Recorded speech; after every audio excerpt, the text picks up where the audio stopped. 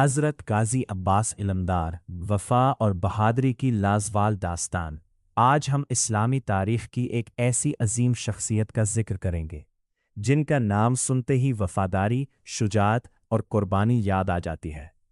یہ ہے حضرت غازی عباس علمدار، حضرت علی کے فرزند، حضرت امام حسین کے علمدار اور میدان کربلا کے عظیم ہیرو۔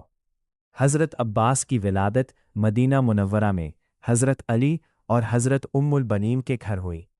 آپ اپنی خوبصورتی، بلند کردار اور بے مثال بہادری کی وجہ سے قمر بنی ہاشم کہلائے۔ بچپن ہی سے آپ نے اپنے بھائی حضرت امام حسین سے بے حد محبت کی اور ہمیشہ ان کے ساتھ وفاداری کا عہد نبھایا۔ سن 61 ہجری میں جب کربلا کا واقعہ پیش آیا تو حضرت عباس امام حسین کے لشکر کے علمدار تھے۔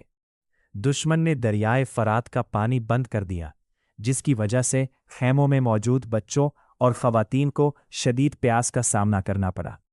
امام حسین کی اجازت سے حضرت عباس پانی لانے کے لیے فرات کی طرف روانہ ہوئے۔ آپ نے بے مثال بہادری کا مظاہرہ کرتے ہوئے دشمن کی صفیں چیر دیں اور دریا تک پہنچ گئے۔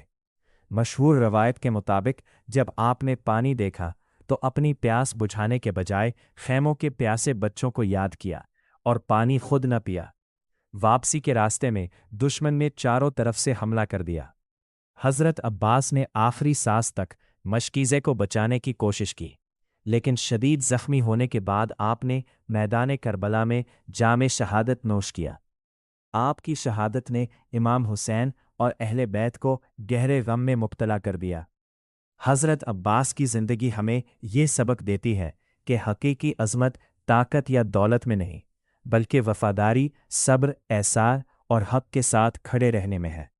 اسی لیے آج بھی دنیا بھر کے مسلمان آپ کو غازی عباس علمدار، سقائے کربلا، قمر بنی ہاشم اور باب الحوائج کے القابات سے یاد کرتے ہیں۔ اللہ تعالی ہمیں حضرت عباس کے اخلاص، وفاداری اور اعلیٰ کردار سے سبق حاصل کرنے کی توفیق عطا فرمائے۔